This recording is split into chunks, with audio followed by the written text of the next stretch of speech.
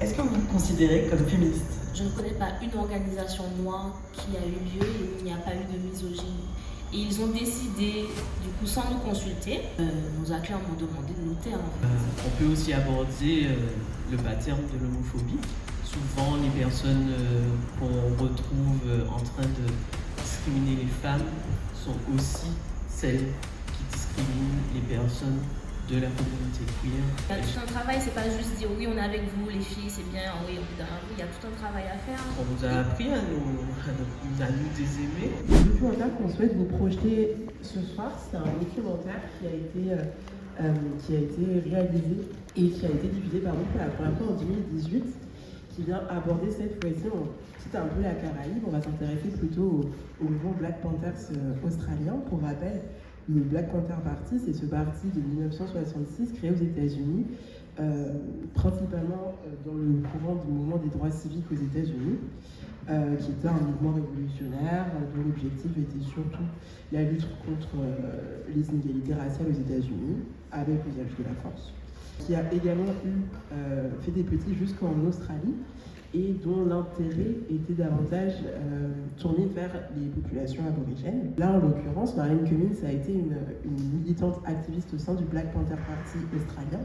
Et ce qui est intéressant dans ce documentaire, c'est que, comme dans de nombreuses associations et organisations antiracistes, elle a également eu la double peine d'être à la fois noire et à la fois femme, et de subir dans le cadre de cette organisation du sexisme et notamment des violences sexuelles. Ce qui est triste, c'est de constater aussi qu'à travers le monde, les problèmes de sexisme, de violence physique, de violence sexuelle s'est retrouvé malheureusement de toutes parts. Je trouve intéressant, c'est aussi d'aborder cet aspect-là ce soir. Merci beaucoup d'être là. On a une question qu'on aime bien poser à nos invités EES. C'est toujours des invités EES pour l'instant. Est-ce que vous vous considérez comme féministe? C'est la question qu'on pose. Après, moi j'ai une idée préconçue, parce que je connais les conversations, je sais déjà ce que vous faites, mais est-ce que c'est pas un mot que vous avez donné dans vos descriptifs? J'ai pris du temps à vraiment me définir comme féministe, puisque quand on baigne dans ces milieux-là, on arrive quelque part à nous convaincre que c'est vraiment des choses qui ne nous concernent pas du tout. Mais maintenant que je me suis vraiment approprié le terme, au final, ça coule tellement de sources que c'est presque gênant de devoir le dire, parce que pour moi, en tant que femme, on devrait toutes être féministes. C'est pas le cas, je le conçois, mais c'est un peu comme on me demande est-ce que je suis antiraciste.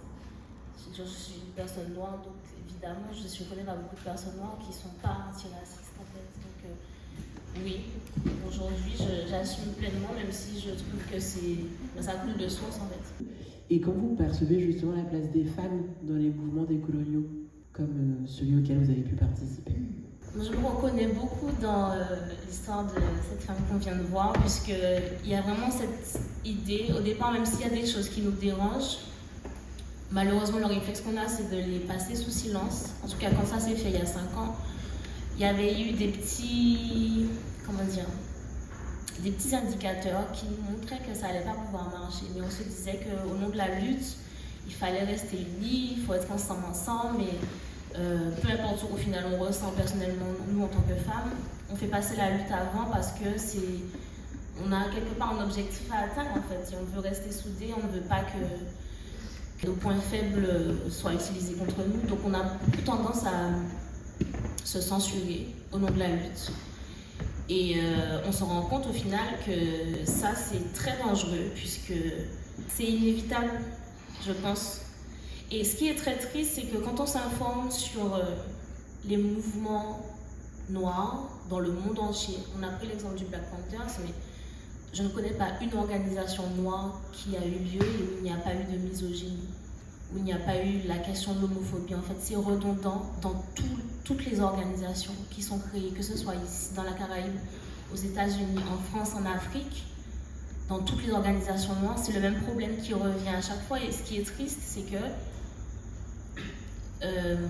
Babylone, comme j'aime dire, je parle du gouvernement français ou américain, où le système en place est très véatif à la naissance de ce genre de mouvement et donc il va toujours faire en sorte de les détruire en envoyant des renseignements généraux, les RG, c'est comme ça qu'on les appelle, sont des personnes qui sont missionnées pour détruire les mouvements. Donc souvent, Babylone compte sur la misogynie et se dit qu'on n'a pas besoin d'envoyer d'agents en fait, pour détruire, ça va se détruire tout seul. Parce qu'ils savent que dans les groupes, il y a des... Et c'est triste parce qu'ils ne sont même pas payés par le gouvernement en fait, ils le font naturellement. Et c'est systématiquement comme ça que les mouvements meurent en fait. Tout le temps, partout. Il y a 2 livres qui en parlent, si jamais vous voulez vous renseigner dessus. Ça s'appelle Full Spectrum Resistance. Et il y a 2 tomes du coup, et qui retracent tous les mouvements et pourquoi ça n'a pas marché. Et la question de la misogynie revient systématiquement.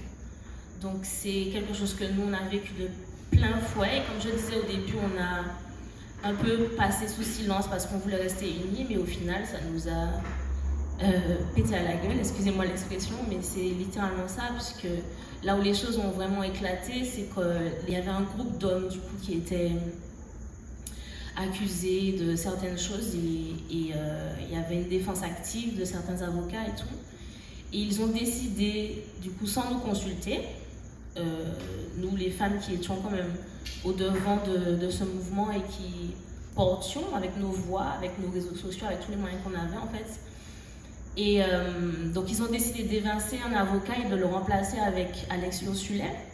À l'époque, Alex Ursulet, si vous le savez, il a été accusé de viol, a été radié du barreau de Paris parce qu'accusé de viol. Et là, on a dit aux gars, mais pourquoi vous avez pris cette décision et pourquoi lui en fait, et pourquoi ne pas nous consulter? Et ça a été vraiment le début d'une guerre en fait entre nous. Moi, j'étais quelqu'un d'encensé, limite par les gars, tant que j'allais dans leur sens. Et dès l'instant où on leur a dit, mais il est hors de question que Alex Ursulet soit l'avocat du mouvement, on nous a clairement demandé de nous taire en fait. Et, voilà, soyez mignonnes, vos avis ne comptent pas vraiment. Ça a été le début d'une grande guerre qui jusqu'à maintenant continue en fait. Effectivement, j'ai été plus témoin de ça. Et quand on essaye de voir le pattern qui mène à de la misogynie dans les milieux militants comme ailleurs, on peut aussi aborder le pattern de l'homophobie, parce que c'est le même.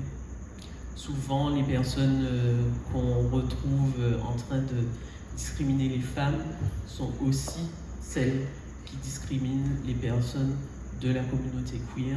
Et souvent, les personnes qu'on retrouve en train de discriminer les femmes sont aussi celles qui discriminent les personnes de la communauté queer, LGBTQIA+.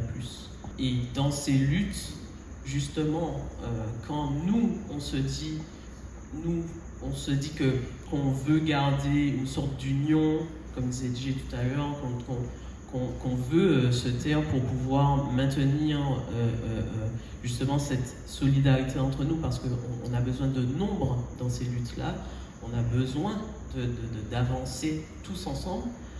Et bien, à l'endroit de l'homophobie qui est déployée justement par les hommes la plupart du temps, d'autres personnes aussi, mais là ça nous enlève en fait, on nous enlève énormément de choses en tant que personnes queer dans ces mouvements-là, c'est-à-dire que notre légitimité à être sur le terrain pour tout plein de choses,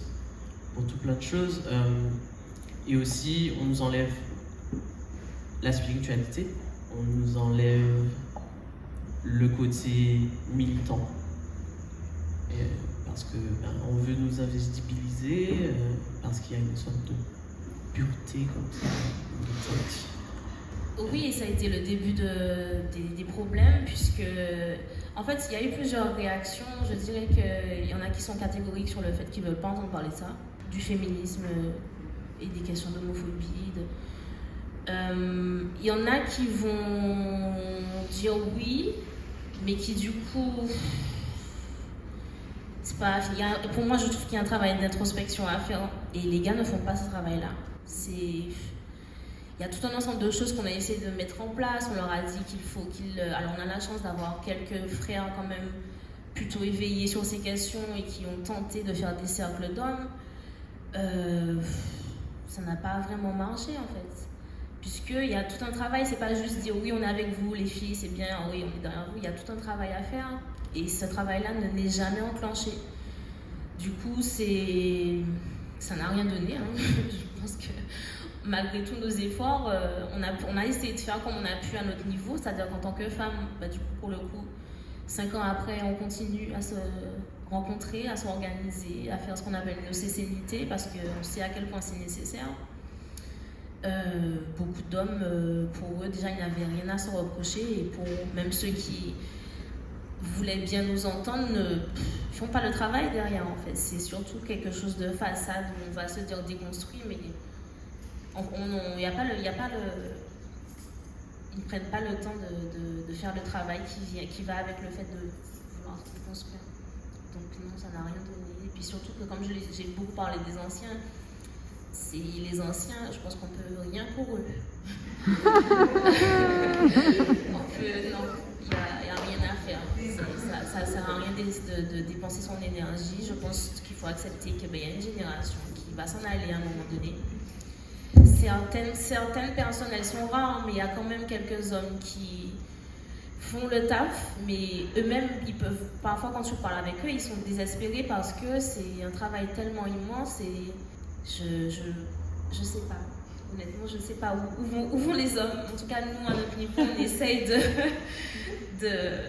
de continuer à préserver, en tout cas, nos combats, nos valeurs et à continuer à les mener tant bien que mal. Au bout d'un moment, on est un peu obligé d'avancer, de continuer à avancer avec nos propres outils et de faire avec ceux qui veulent faire. Et parce qu'il faut, en fait. On parlait des anciens, on parlait des pierres qui ont été posées avant nous. On a eu à revenir sur des choses qui ont déjà été dites, déjà été faites. Là, on ne veut pas faire de step back et continuer à ressasser. Non, là, il faut vraiment avancer. Donc il y a ça, et puis le fait que la propension à créer nos propres outils en tant que femmes, nos propres outils de soins, nos propres outils de même communication entre nous, le fait d'accepter de vouloir bien se grandir et grandir avec nous, entre nous, femmes, est plus grande. Je dirais, en tout cas de mon expérience, c'est ce que je vois, et c'est possible. On a, je pense, toutes eu des expériences très malheureuses parce qu'on nous a appris à nous désaimer.